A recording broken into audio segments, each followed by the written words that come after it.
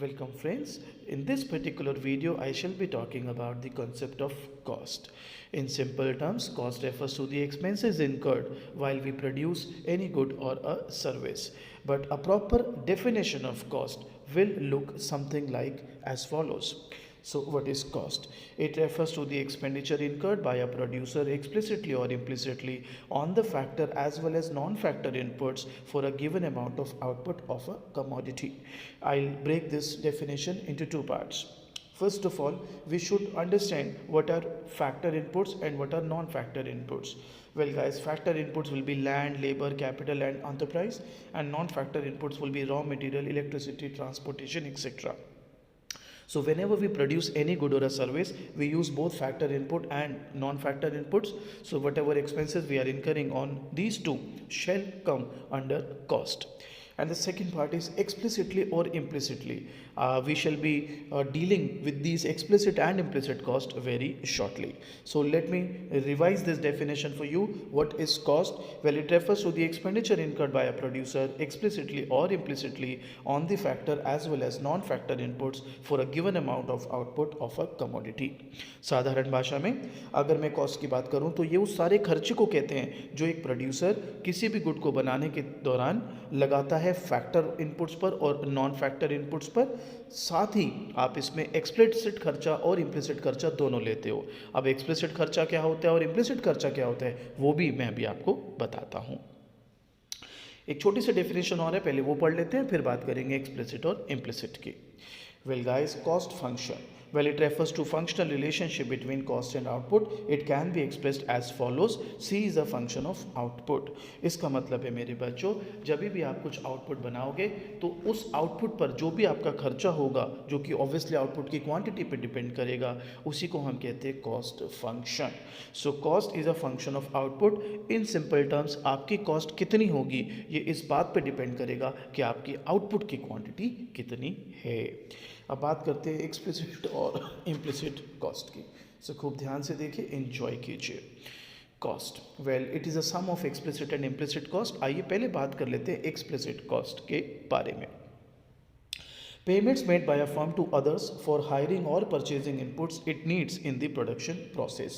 मेरे बच्चों, जब भी मैं कुछ प्रोड्यूस करूँगा तो मुझे फैक्टर नॉन फैक्टर इनपुट्स दोनों ही चाहिए, राइट। अब या तो मैं उन्हें खरीदूंगा और या तो मैं उन्हें किराए पर लूँगा। सो अगर मैं ऐसा करता हूँ तो बाहर वाले से अगर मैंने सपोज़ कुछ काम कराया तो उसको मैं वेजेस दूंगा, सैलरी दूंगा, तो इसको बोलते हैं एक्सप्लिसिट कॉस्ट। बच्चा कहता है एक्सप्लिसिट का क्या मतलब है? मेरे बच्चों, उसको एक्सप्लिसिट कॉस्ट इसलिए कहते हैं because it is explicitly shown in the books of accounts. यानी ये साफ साफ तौर पे दिखाया जाता है कि इतना खर्चा हमने एक बार वाले बंदे को दिया। क्यों दिया? या तो हमने उससे फैक्टर इनपुट लिए या तो नॉन फैक्टर इनपुट लिए। क्यों लिए फैक्टर इनपुट और non factor input? Because we wanted to produce a certain quantity. बात करते हैं इम्प्लिसिट कॉस्ट की। मेरे बच्चों, दो डेफिनेशन दिए, आप आपके पेपर में कोई भी लिख सकते हैं। First, it is the estimated or imputed cost of inputs owned by the firms and used by the firm in its own production process, or market value of self-owned inputs in their next best alternative use. मैं आपको एक example देता हूँ। Suppose मैंने business में 1 लाख रुपए लगाया हुआ है, जिसमें से 80,000 मैंने बाहर से बोरो किया है एट 10% रेट ऑफ इंटरेस्ट, और बाकी के 20,000 मेरे अपने घर के पैसे हैं, अपने पैसे हैं। तो बेटा, जो मैंने 80,000 बाहर से बोरो करे हुए हैं उसका 10% होता है 8,000 जो मैं बाहर वाले को पे करूंगा। That will be considered as an explicit cost, payment made to the outsider. अब मेरे बच्चों, ये जो बाकी के 20,000 हैं, ये मैं अगर बाहर से बोरो करता तो इस पर भी 2,000 का इंटरेस्ट देना पड़ता है at the rate of 10%। Yes sir. तो क्या मेरे बच्चे, अब तूने बोरो किया या अपना ही पैसा यूज़ कर लिया? सर अपना ही पैसा यूज़ कर लिया। तो मेरे बच्चे, अगर तूने अपना ही पैसा यूज़ कर लिया है राजे, तो क्या तुझे इंटरेस्ट देना पड़ेगा वो 2,000? नो सर, नेवर, कोई ज़रूरत नहीं है। बिल्कुल मेरे बच्चे। तो अगर अब तेरे को उस पैसे को पे करने की ज़रूरत नहीं है तो इसी को हम कहते हैं इम्प्लिसिट कॉस्ट। अब दोबारा डेफिनेशन पढ़ो, keep that example in mind. It is the estimated or imputed cost of inputs owned by the firm and used by the firm in its own production process. तूने अपना ही तो 20,000 रुपये use किया, yes किया। उसकी imputed value, एक अंदाजा value जैसे इस केस में इंटरेस्ट हमने निकाला 2000, तो दैट इज इम्प्लिसिट कॉस्ट। एक और डेफिनेशन है, वो भी शायद तेरे को काम आ जाए, market value of self owned inputs in the next best alternative use. वही 20,000 अगर मैं बाहर से लेता तो उसकी मार्केट वैल्यू थी एज इंटरेस्ट 2000 रुपीज़। आइए कुछ और पॉइंट्स लेते हैं। इट इज़ एक्सप्लिसिटली शोन, मैं बात कर रहा हूँ एक्सप्लिसिट कॉस्ट की, it is explicitly shown in the firm's books of account and these are called accounting cost and it does not enter in the firm's books of account. Obviously ये वाली cost आप सिर्फ एक तरह से opportunity cost ही तो देख रहे हो इम्प्लिसिट में, तो ये बुक्स ऑफ अकाउंट्स में शो नहीं होती। इसलिए अगर अकाउंटेंट की नज़र से कॉस्ट देखो तो सिर्फ एक्सप्लिसिट कॉस्ट है, एक इकोनॉमिस्ट के नज़रिए से कॉस्ट देखो तो it is a sum of both explicit as well as implicit cost. इसके एग्जाम्पल हो गए एक्सप्लिसिट के वेजेस, रेंट, इंटरेस्ट। इसके हो गए wages of self labour, rent for self owned premises. बच्चा कहता है कुछ एग्जाम्पल और दो, बिल्कुल देता हूँ, अभी आगे भी बहुत सारे दे रहा हूँ। चलिए एक एग्जाम्पल और करते हैं। सपोज, ध्यान से समझिएगा, आपने बाहर से किसी से एक बिल्डिंग ले ली रेंट पर, उसमें आप अपनी फैक्ट्री चलाते हो, 2 लाख रुपए किराया देते हो आप रेंट। तो डोंट यू थिंक वो जो 2 लाख रुपए आप सामने वाले को दे रहे हो बिकॉज आप उसके प्रेमाइसेस यूज़ कर रहे हो for your business, as rent आप 2 लाख दे रहे हो जी। सोच के बताओ, एक्सप्लिसिट कॉस्ट या इम्प्लिसिट कॉस्ट? आप दे रहे हो आउटसाइडर को 2 लाख रुपए किराया, बिल्कुल सही, एक्सप्लिसिट कॉस्ट। लेकिन यही लैंड अगर आपका अपना होता, इतना ही एरिया बराबर उसी लोकेशन में आपका अगर अपना होता, तो क्या आप इंटरेस्ट देते, रेंट देते? No sir. तो बेटा वो जो आपके अपने फैक्टर ऑफ प्रोडक्शन जो आप यूज़ कर रहे हो उसकी अपॉर्चुनिटी कॉस्ट, अगर यही बाहर से लेंगे तो 2 लाख देंगे, अपना है तो 2 लाख बच रहे हैं, इसको हम कहते हैं बेटा implicit cost, basically opportunity cost. ये एक पेमेंट कॉन्सेप्ट है क्योंकि आप सामने वाले को दे रहे हो, ये एक रिसिप्ट कॉन्सेप्ट है बिकॉज पेमेंट आपको रिसीव्ड हो रही है by by producer for self supplied services. In a way आपको वो पैसे बच रहे हैं। अब मैं आपको 4 अलग अलग एग्जाम्पल से सिखाता हूँ एक्सप्लिसिट एंड इम्प्लिसिट कॉस्ट का concept. Example number 1, an individual is both the owner and manager of a shop taken on rent. Identify the explicit and implicit cost in this. तो डोंट यू थिंक बेटा तू owner भी है और तू manager भी है, लेकिन रेंट पे ले रखा है तूने अपना शॉप को या फैक्ट्री वटेवर शॉप है इन दिस केस। तो जो बेटा रेंट तू पे कर रहा है that is explicit cost. Implicit क्या है? Estimated salary of the owner, because as a owner तू जो काम कर रहा है, अगर यही काम किसी और के लिए करता तो तेरे को सैलरी मिलती, लेकिन क्योंकि तू तो अपना ही बिजनेस चला रहा है, अपनी ही शॉप देख रहा है, तो तेरे को वो सैलरी नहीं मिलने वाली। That is your implicit cost, cost of owned factors of production, and I should be saying imputed value of owned factors of production. Example 2, leaving a job of 40,000 per month. Suppose you were having a job जिसमें 40,000 per महीने मिलता था, and evicting is tenant who was paying 50,000 per month for the factory premises. और तूने अपना एक land जो है, एक फैक्ट्री जो है रेंट पे दे रखी थी किसी को 50,000 रुपीज़ पर। अब तेरा मन क्या है कि मैं छोड़ रहा हूँ नौकरी और मैं ये जो मैंने रेंट पे दे रखा है इसको भी निकाल देता हूँ, मैं अपना बिजनेस करूँगा। So a businessman undertakes production of garments, और उसने कहा मैं खुद गारमेंट्स का प्रोडक्शन करूँगा इसी जगह पे, जॉब छोड़ दी और उस बंदे को भी निकाल दिया, किराएदार को भी। 10 लाख रुपए के इनपुट्स लेकर आया, तो कहता है अब इसकी कॉस्ट बताओ, एक्सप्लिसिट इम्प्लिसिट दोनों। अच्छा, तो एक्सप्लिसिट तो 10 लाख जो आप इनपुट लाए, इम्प्लिसिट वो दोनों। आप बताइए, अपॉर्चुनिटी नहीं चली गई आपकी 40,000 रुपये की, और डोंट यू थिंक आपको रेंट भी मिल रहा था 50,000 का। सो ये हो गई आपकी इम्प्लिसिट कॉस्ट। सो इम्प्लिसिट कॉस्ट को आप 2 तरीके से समझ लीजिए, एक अपॉर्चुनिटी कॉस्ट के तौर पर, और एक ऐसे समझ लीजिए बेटा कि आपके ओन फैक्टर ऑफ प्रोडक्शन जिसको आप यूज़ कर रहे हो प्रोडक्शन प्रोसेस में, अगर आप उनके मालिक नहीं होते, आपके पास वो फैक्टर्स ऑफ प्रोडक्शन ना होते और आपको बाहर से वो लेने पड़ते, तो आपका खर्चा तो लगता ना। हाँ सर लगता। तो वो जो खर्चा बच रहा है दैट इज़ इम्प्लिसिट कॉस्ट। अब आते हैं एक और एग्जाम्पल, ये थोड़े बड़े एग्जाम्पल है, ये बेहतर आपको नॉलेज देंगे about explicit and implicit cost. Let's crack it. आपने फिक्स एसेट लिए हैं 2,000 रुपये की, इन्वेस्टमेंट कर रखी है, बोरिंग्स लिए हैं 12% पर 1,500 रुपये की बोरिंग करिए, वेजेस 120 पे करिए, annual rental value of owners building, आपकी अपनी फैक्ट्री है जिसका 180 रुपये रेंट जाता है, इसका मतलब है अगर ये आपकी अपनी ना होती किसी और से अगर आप किराए पे लेते तो इतना किराया देना पड़ता। डेप्रिसिएशन 100 रुपये लग रही है, और estimated annual value of management services of the owner. तो ओनर ऑब्वियसली खूब मेहनत से काम कर रहा है, मैनेज कर रहा है बिजनेस को, इतनी ही मेहनत कहीं और अगर वो करता तो उसको वहाँ से सैलरी मिलती। तो ये वो है estimated annual value of management services of the owner 240। तो एक्सप्लिसिट कॉस्ट क्या है, जो आउटसाइडर्स को पे करोगे। तो मेरे हिसाब से आउटसाइडर को जो सबसे पहले आप पेमेंट पे कर रहे हो एक्सप्लिसिट कॉस्ट की हम यहाँ पर बात करते हैं बच्चों, वो है दिस 180। ये कैसे निकला, ये निकला 12% ऑफ 1500। ये जो 1500 रुपये आपने बोरोइंग करा है उसका 12%। फिर है 120 जो आपने वेजेस पे करे हुए, दिस वन। इसके बाद है 100 रुपीज़ जो एनुअल डेप्रिसिएशन है। बच्चों कहते हो सर आप इसको एक्सप्लिसिट कॉस्ट कैसे कह सकते हो। बेटा एक्सप्लिसिट कॉस्ट अभी तूने पीछे पढ़ा था, एक्सप्लिसिट क्यों कहते हैं उसे, क्योंकि सर वो अकाउंट्स में शो की जाती हैं बुक्स में। तो बेटा तू तो अकाउंट्स का स्टूडेंट ही है ज़्यादातर, तो ज़्यादातर मोस्ट ऑफ यू, तो डोंट यू थिंक डेप्रिसिएशन तो अकाउंट्स में शो करी जाती है, इसलिए एक्सप्लिसिट कॉस्ट। अब बात करते हैं इम्प्लिसिट। तो बच्चा कहता है ये 180 समझ आ गया, एनुअल रेंट वही, ये 240 भी समझ आ गया, ये 60 क्या है। सोचो आपने टोटल धंधे में कितने पैसे लगाए हैं सर, 2000। बाहर से कितने बोरो करे सर, 1500। तो 500 तो अपने लगाए ना, हाँ सर अपने लगाए। तो ये 12% ऑफ 500 है कि अगर ये तेरे अपने ना होते पैसे, तो अगर इनको बाहर से बोरो करता तो इस पर भी तेरे को 60 का इंटरेस्ट देना पड़ता, जो अभी नहीं देना पड़ रहा, and that's why it is implicit cost. एक और एग्जाम्पल लेते हैं, एग्जाम्पल नंबर 4। ये बहुत ही अच्छा एग्जाम्पल है, अगर इसको भी आपने क्रैक किया तो काफ़ी हद तक आपको एक्सप्लिसिट और इम्प्लिसिट का फंडा जो है क्लियर हो जाएगा। Example number 4, a farmer produces 50 quintals of wheat in the process of production. He utilizes factor inputs whose detail is given below. Wages paid, rent to farmer's own land, salary for self-supplied services, payment for seed fertilizers, depreciation, borrowing from bank, total money invested. तो सबसे पहले accounting cost. आओ देखते हैं आप लोग इसको पकड़ पा रहे हो कि नहीं। मेरे हिसाब से अकाउंटिंग कॉस्ट होती है एक्सप्लिसिट कॉस्ट, जो बाहर वालों को दो। एक तो wages paid to hire labour आ जाएगा, ठीक है। एक ये पेमेंट फॉर सीड और फर्टिलाइजर आ जाएगा, एक ये डेप्रिसिएशन आ जाएगा, एक ये जो 40,000 का 12% आ जाएगा। आइए देखते हैं, 2400, 4500, 4500, ये रहा, ये भी ठीक है, बाहर वाले को दे रहे हो। 1600 डेप्रिसिएशन एक्सप्लिसिट है, 40,000 का 12%, 4800। This is explicit cost. I hope यहाँ तक क्लियर है, क्लियर है सर। इम्प्लिसिट, वेल मेरा बच्चा, इम्प्लिसिट के लिए एक तो ये हो गया rent to farmers own land, कि अपना लैंड अगर बाहर से लेते तो रेंट देना पड़ता। एक सेल्फ सप्लाइड सर्विसेज, वो भी आ जाएगा।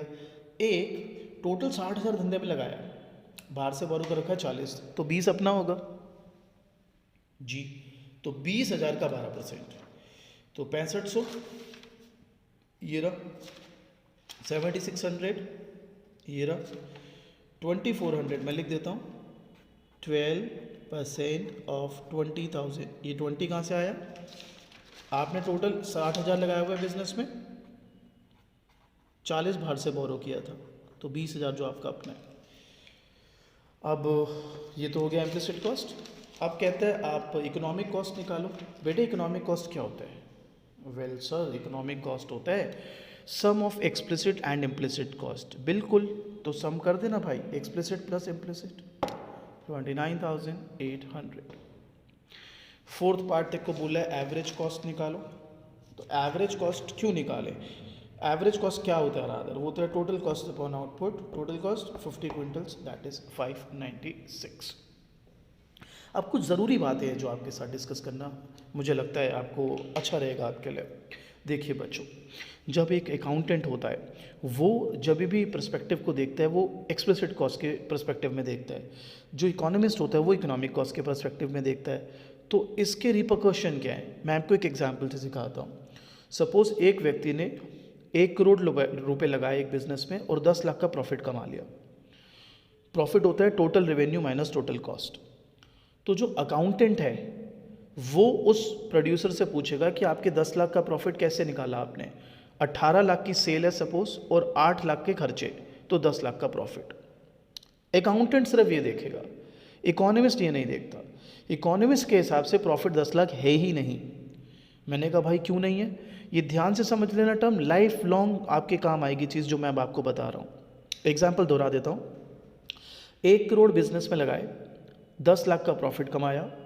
कैसे, 18 लाख का टोटल रेवेन्यू था जो सेल वेल करके आपके पास आया और 8 लाख के आपके टोटल खर्चे थे, तो you are left with 10 lakh rupees, that's as profit. यहाँ तक बात क्लियर? हाँ जी सर, यहाँ तक क्लियर, ओके। अब लॉजिकली सोचना, मेरी बात को समझना। ये तो अकाउंटेंट की बारी हुई। अभी किसी इकोनॉमिस्ट के पास गया वो बंदा, कहता है देखो देखो मैंने 1 करोड़ लगाए हैं, 10 लाख का प्रॉफिट आया। इकोनॉमिस्ट कहते हैं सर आपका 10 लाख का प्रॉफिट है ही नहीं। तो वो बंदा कहता है क्या बात कर रहे हो, 18 लाख का मेरा रेवेन्यू था टोटल, 8 लाख की मेरी कॉस्ट है, देख लो 10 लाख का प्रॉफिट है। इकोनॉमिस्ट कहते हैं नहीं। तो वो कहता है फिर आप बताओ क्यों नहीं। कहता है ये जो 1 करोड़ आपने धंधे में लगाए हैं, ये 1 करोड़ अगर आप बैंक में एफडी डाल देते फॉर एग्जाम्पल, तो आपको 1 लाख रुपए का ब्याज ही आ जाता। तो यानी आपका प्रॉफिट 10 लाख ना होके 9 लाख रुपए है। तो उसने कहा अच्छा आप अपॉर्चुनिटी कॉस्ट भी कंसिडर कर रहे हो। तो उसने कहा हाँ। तो कहते हैं अच्छा तो आपकी नज़र में मेरा प्रॉफिट 9 लाख रुपए है, अकाउंटेंट तो कह रहा था 10 लाख है। इकोनॉमिस्ट कहते हैं सर 9 लाख से भी कम है, अभी प्रूव कर रहा हूँ। तो वो कहता है कैसे। कहता है सर आपने खूब मेहनत से काम किया अपने बिजनेस में। कहता है हाँ। मैं वो फिर इकोनॉमिस्ट कहते हैं यही मेहनत अगर किसी और के बिजनेस के लिए किया होता एज सैलराइड मैनेजर तो आपको सैलरी मिल जाती कितने की। कहते हैं कम से कम 2 लाख रुपए की। तो कहता है सर अब वो भी नहीं मिल रही आपको, यानी आपका प्रॉफिट 7 लाख रुपीज़ है। वो क्या कर रहा है, वो आपकी कॉस्ट पहले एक्सप्लिसिट 8 लाख थी, अब वो उसमें इम्प्लिसिट ऐड करे जा रहा है। 1 लाख रुपए का एफडी का इंटरेस्ट, 2 लाख रुपए की सैलरी, तो 11 लाख रुपए कर दी उसने कॉस्ट। तो 18 लाख का रेवेन्यू माइनस 11 लाख की कॉस्ट, अब 7 लाख का प्रॉफिट रह गया। एक और बात बताते चलूं, लाइफ में काम आएगी आपको। मेरे बच्चों इकोनॉमिक्स के अंदर जब हम प्रॉफिट की बात करते हैं तो प्रॉफिट का मतलब होता है over and above normal profit. Sir what is normal profit, बताता हूं। सपोज ये जो बंदा जिस इंडस्ट्री में काम कर रहा था जिसमें इसने 1 करोड़ लगाया, वहां पे ना नॉर्मल रेट ऑफ रिटर्न जो है सपोज वो 3% है। मतलब जितने भी पैसे लगाओगे 3% तो हर कोई कमा लेगा उस पर। तो अब अगर 1 करोड़ लगाया तो 3% कितने हो गए सर, 3 लाख। इसको हम इकोनॉमिक्स में कहते हैं नॉर्मल प्रॉफिट। और मैंने अभी आपको क्या बोला, प्रॉफिट का मतलब है over and above normal economics के अंदर। तो बच्चों ध्यान से समझना है बात। बेटा ये जो नॉर्मल प्रॉफिट है 3 लाख, इसको भी इम्प्लिसिट कॉस्ट ही माना जाता है, क्योंकि इकोनॉमिक्स में प्रॉफिट का मतलब है over and above normal profit. तो बात को समझना, एक इकोनॉमिस्ट के नजरिए से अगर आप प्रॉफिट की बात कर रहे हो तो it has to be A, sum of explicit and implicit cost. B, implicit cost should also include normal profits, that is normal rate of return prevailing in the industry, because in economics profit means over and above that profit. So अब इस example में बेटा उसका जो profit है वो सिर्फ 4 लाख रुपए माना जाएगा। बच्चा कहता है कैसे 4 लाख कैसे कह रहे हो आप। बेटा एक बात बता, 18 लाख की सेल करी थी, यस। 8 लाख की एक्सप्लिसिट कॉस्ट, यस। 1 लाख का इंटरेस्ट जो मिलता, यस। 9 लाख हो गए। 2 लाख का जो तेरे को मैनेजमेंट है सैलरी मिल जाता, मैनेजर सैलरी, 11 लाख। 3 लाख रुपए तो हर कोई कमा रहा है यहाँ पे नॉर्मल प्रॉफिट, तो 14 लाख। तो 18 minus 14 you are left with a profit of 4 lakh rupees. दूसरे तरीके से देख ले, 10 लाख का प्रॉफिट है as per accounts. In economics आप प्रॉफिट क्या कहते हो, total revenue minus total cost. तो आपकी कॉस्ट बढ़ गई बेटा, वो जो 10 लाख का प्रॉफिट है उसमें से 1 लाख की अपॉर्चुनिटी कॉस्ट, वो जो आपको एफडी पे इंटरेस्ट मिल जाता, 2 लाख जो आपको सैलरी मिल जाती, और 3 लाख का नॉर्मल प्रॉफिट जो उस इंडस्ट्री में बाकी फर्म्स कमा ही रही हैं। तो जो बाकी फर्म्स कमा रही हैं मेरा बेटा, उसके ऊपर माना जाता है प्रॉफिट को। आप कहोगे प्रॉफिट की टर्म्स हमें क्यों बता रहे हो, क्योंकि बेटा ठीक है तेरा चैप्टर कॉस्ट है, लेकिन तुझे पता तो होना चाहिए ना कि ठीक है तूने ये समझ लिया एक्सप्लिसिट कॉस्ट क्या होता है, इम्प्लिसिट कॉस्ट क्या होता है, बट तुझे ये पता होना चाहिए बेटा इसका यूज़ क्या होता है। इसका यूज़ होता है in order to correctly find out the profits, क्योंकि इकोनॉमिक्स में प्रॉफिट वो नहीं होता जो अकाउंट्स में होता है बेटा। इकोनॉमिक्स में प्रॉफिट का मतलब है over and above normal profit, and normal profit is the normal rate of return earned by the industries in that particular earned by firms in that particular industry. So not only you should be able to know, you should be able to understand what is explicit, what is implicit cost, but you should also be able to understand the use of explicit and implicit cost. I hope it helps. बाकी कोई भी doubt है तो live classes में मैं आपसे doubt ले ही रहा हूँ, आप लाइव क्लास में मेरे से आराम से सारे डाउट्स ले सकते हो मेरे बच्चों। चलिए बेटा देखते हैं जो मैंने आपको समझाया वो आपके दिमाग में भी गए या नहीं। आइए एक एग्जांपल और देते हैं ताकि अच्छे तरीके से आपको एक्सप्लिसिट और इम्प्लिसिट कॉस्ट का फंडा समझ आ जाए अलॉन्ग विद इट्स यूज।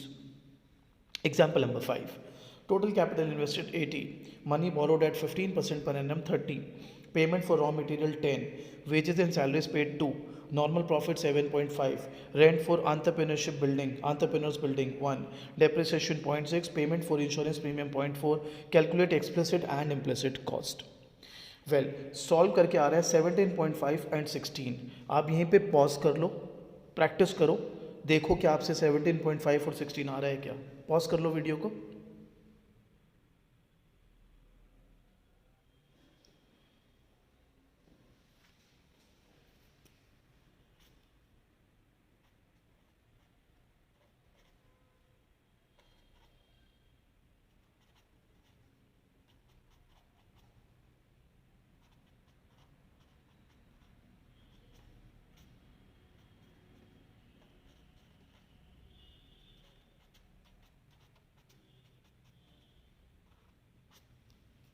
चलिए अब देखिए कैसे निकाला मैंने।